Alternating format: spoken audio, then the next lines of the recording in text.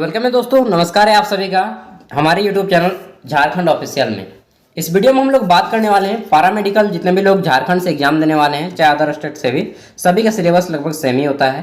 तो विशेष रूप से हम लोग बात करने वाले झारखंड पैरामेडिकल एग्जाम 2022 के बारे में, या 23 24 जब भी एग्जाम दीजिएगा। देखिए ये क्वेश्चन पेपर है 2019 में पूछा गया, ठीक है। तो इसका हम लोगों ने भाग ए जो कि गणित था, मैथमेटिक्स, उसको देख लिया था। भाग बी जो कि साइंस था उसको भी देख लिया था। एंड भाग सी इसमें हम लोग देखेंगे जीके को, ठीक है। तो जीके हमारा प्रत्येक सेक्शन से 50 क्वेश्चन होते हैं, 50 मैथ, 50 साइंस और 50 जीके। तो आइए देखते हैं जीके के पोर्शन को, ठीक है। साथ ही हम लोग आंसर भी जानेंगे। तो हमारा शुरू होता है क्वेश्चन नंबर 100 से जीके 101, ठीक है। तो यहाँ से हमारा क्वेश्चन शुरू हो जाएगा। आइए देखते हैं। तो हमारा पहला क्वेश्चन है सामान्य ज्ञान से कि गीत गोविंद किताब किन्होंने लिखी है। तो गीत गोविंद किताब को किन्होंने लिखी है, इसका राइट आंसर हो जाएगा आपका जयदेव। जयदेव ने गीत गोविंद पुस्तक को लिखा है। आगे देखते हैं। तो हमारा क्वेश्चन नंबर 2 है, गॉड कण ब्रह्मांड में एक उप परमाणु कण है, उसे यह भी कहते हैं, मतलब उसे अन्य किस नाम से जानते हैं। तो उसे हम लोग हिग्स बोसॉन के नाम से भी जानते हैं, ठीक है। देखिए अगर आपके सामने कलम कॉपी हो तो प्लीज़ नोट करते जाइएगा, क्योंकि लिखने से चीज़ें ज़्यादा जल्दी याद होती हैं। क्वेश्चन है नासा का फुल फॉर्म क्या है, ठीक है। नासा का मतलब क्या है, तो इसका मतलब हो जाएगा national aeronautics and space administration. यह एक अमेरिकी स्पेस एजेंसी है। आगे देखते हैं 104 नंबर। इसमें क्वेश्चन में पूछा गया है कि तमिलनाडु का एक छोटा जिला ईरोड इसके लिए प्रसिद्ध है। तो ये तो भाई ऐसा क्वेश्चन हो गया कि लगभग 90% लोग इसका आंसर नहीं दे पाएंगे। तो इसका आंसर होगा हल्दी, ठीक है। तो हल्दी इसका राइट आंसर हो जाएगा। आगे देखते हैं 105 नंबर। इसमें पूछा गया है कि हाल ही में G20 शिखर सम्मेलन कहाँ हुआ। तो ये करंट अफेयर का क्वेश्चन है कि जितने भी करंट अफेयर्स हैं उन सभी को याद कर लीजिएगा। तो ये 2019 का है। 2019 में G20 शिखर सम्मेलन आपका हुआ था कहाँ पे, तो यह हुआ था आपका ओसाका में, ठीक है। आगे देखते हैं 106 नंबर क्वेश्चन। इसमें पूछा गया है कि निम्न में से किस संस्थान में भारत सदस्य नहीं है। तो देखिए यहाँ पे आपको ऑप्शन मिल जाते हैं WHO, FAO, यूनेस्को और आसियान। तो इसका जो है आसियान का सदस्य भारत नहीं है। आसियान में कुल 10 देश हैं, ठीक है, उसमें भारत नहीं है। आगे देखते हैं। तो 107 नंबर क्वेश्चन है कि निम्न में से किस राज्य में पूरी जगन्नाथ स्वामी मंदिर स्थित है। एकदम इजी क्वेश्चन है। पूरी जगन्नाथ स्वामी मंदिर कहाँ पे स्थित है, तो यह आपके हो जाएगा इनमें से कोई नहीं, क्योंकि पूरी जगन्नाथ आपका है ओडिशा में, और ओडिशा कहीं पर भी ऑप्शन में नहीं है। तो ऑप्शन डी हो जाएगा, ऊपर में से कोई नहीं है, इनमें से कोई नहीं। 108 नंबर क्वेश्चन है झूम खेती या झूम खेती, ठीक है, एक प्रकार की स्लैश बर्न खेती की प्रथा है, यहाँ अत्यधिक लोकप्रिय है। तो यह कहाँ पे अत्यधिक लोकप्रिय है, तो जितने भी आपके उत्तर पूर्व के राज्य हैं, जैसे कि असम हो गया, अरुणाचल प्रदेश हो गया, मेघालय, मिजोरम, ठीक है, इन सभी राज्यों में किया जाता है। तो इसका राइट आंसर हो जाएगा अरुणाचल प्रदेश। उत्तर पूर्वी के 7 राज्य हैं, उन 7 राज्य में झूम खेती होती है, ठीक है। आगे देखते हैं 109 नंबर क्वेश्चन। इसमें पूछा गया है कि लाल नदी और नीले पहाड़ का प्रदेश इसे कहते हैं। तो लाल नदी और नीले पहाड़ का प्रदेश किसे कहते हैं। देखिए राज्य का नाम बताना है, किसको कहा जाता है। तो असम राज्य को लाल नदी और नीले पहाड़ों का राज्य कहा जाता है। आगे देखते हैं 110 नंबर क्वेश्चन। इसमें पूछा गया है कि भारत का पहला मुद्रणालय इनमें से मतलब कहाँ पे स्थापित हुआ था, किन्होंने स्थापित किया था, किस देश ने स्थापित किया था। तो इसका राइट आंसर हो जाएगा पुर्तगालियों ने, जिसको हम लोग पुर्तगाल की राजधानी कहाँ है, लिस्बन ना। तो वही स्थापना किए थे। और जो पुर्तगाली आए थे भारत में, क्या नाम था उनका, जो कालीकट में उतरे थे, उनका नाम तो जिसे कहा जाता है कि भारत की खोज की वास्को डी गामा, भारत की खोज नहीं, भारत के समुद्री मार्ग की खोज की, ठीक है। यह भी क्वेश्चन अक्सर पूछा जाता है।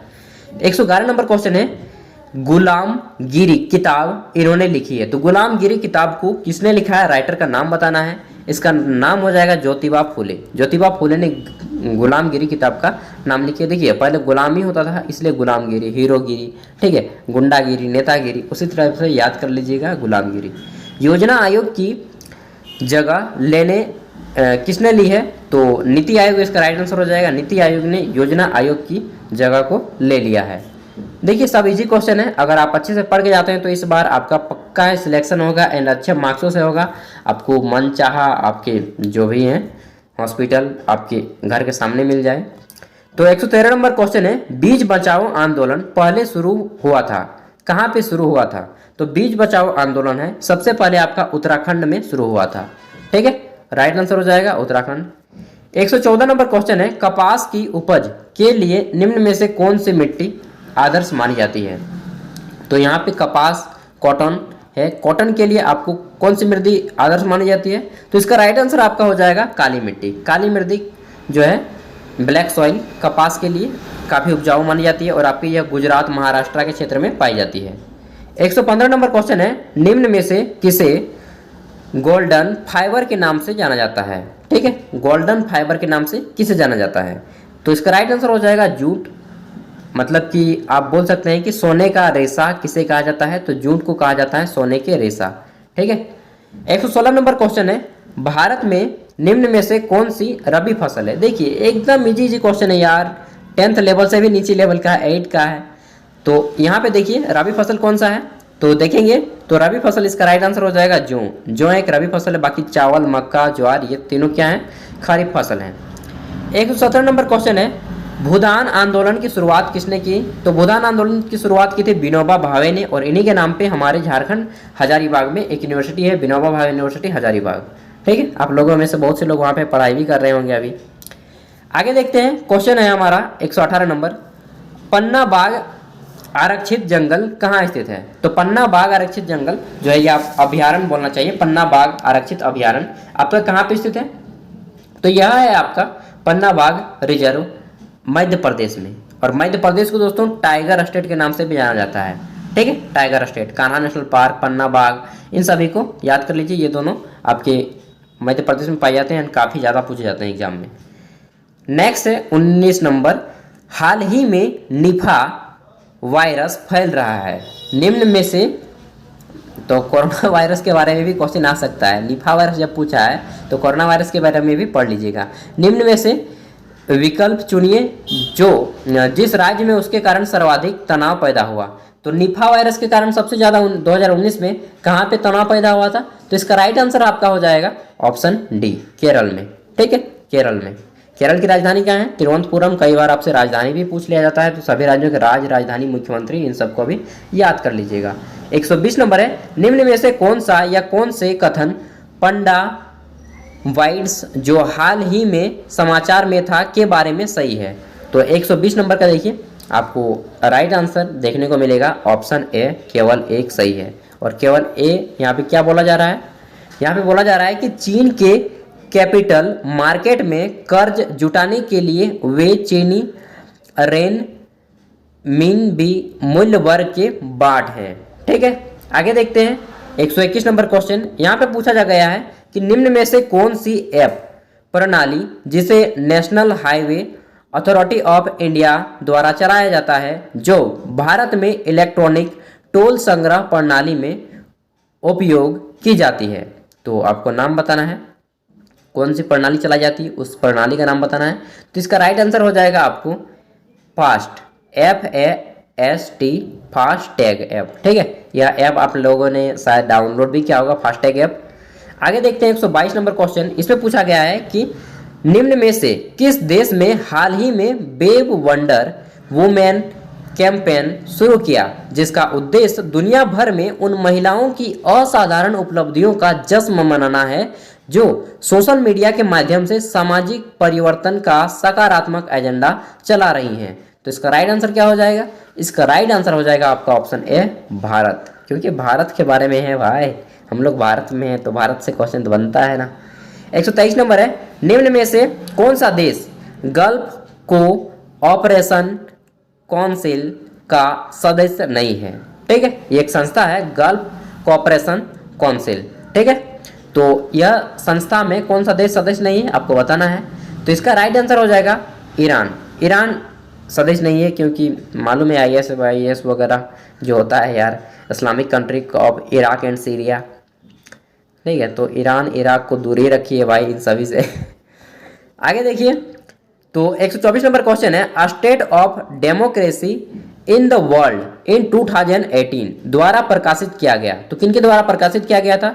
यह प्रकाशित किया गया था आपका economic intelligence unit, economist intelligence unit. देखिए यहाँ पे आप चाहें तो इंग्लिश में भी पढ़ सकते हैं, इकोनॉमिस्ट इंटेलिजेंस यूनिट। तो इंग्लिश को ही इन्होंने हिंदी में ट्रांसलेट नहीं किया, आर्थिक इकाई होना चाहिए। आर्थिक इंटेलिजेंस का क्या हिंदी हो जाएगा यार, आर्थिक बुद्धिमत्ता इकाई होना चाहिए कुछ, ठीक है, लेकिन इन्होंने ट्रांसलेट नहीं किया है। 125 नंबर क्वेश्चन है कि नासा ने हाल ही में मानव रहित परमाणु संचालित ड्रोन ड्रैगन फ्लाई लॉन्च करने की योजना बनाई है। इस योजना का उद्देश्य क्या है? तो इस योजना का उद्देश्य है कि इसका उद्देश्य शनि के चंद्रमा टाइटन पर जो उपग्रह है, उस उपग्रह टाइटन पर माइक्रोबायल जीवन की संकेत की खोज, मतलब कि सिंपल है कि जीवन की खोज करना है, ठीक है, इस उपग्रह का। ये आंसर हो जाएगा ऑप्शन ए। एंड दोस्तों इसके बाद हम लोग बात करेंगे क्वेश्चन नंबर 126 से 150। तो चलिए फिर मिलते हैं अगले वीडियो के साथ, तब तक के लिए बाय। एंड यहाँ पे आपको सभी के प्रीवियस ईयर क्वेश्चन पेपर दिए जाएंगे। तो previous year question paper set मारने के बाद अगर आप जाते हैं एग्जाम में तो अच्छा खासा आपका तैयारी हो जाता है। एंड लगभग 40% टू 50% जो आपके क्वेश्चन होते हैं वे प्रीवियस ईयर क्वेश्चन से ही पूछे जाते हैं। तो चलिए फिर मिलते हैं अगले वीडियो के साथ, उसमें हम लोग 126 से 150 के क्वेश्चन डिस्कस करेंगे। Thank you.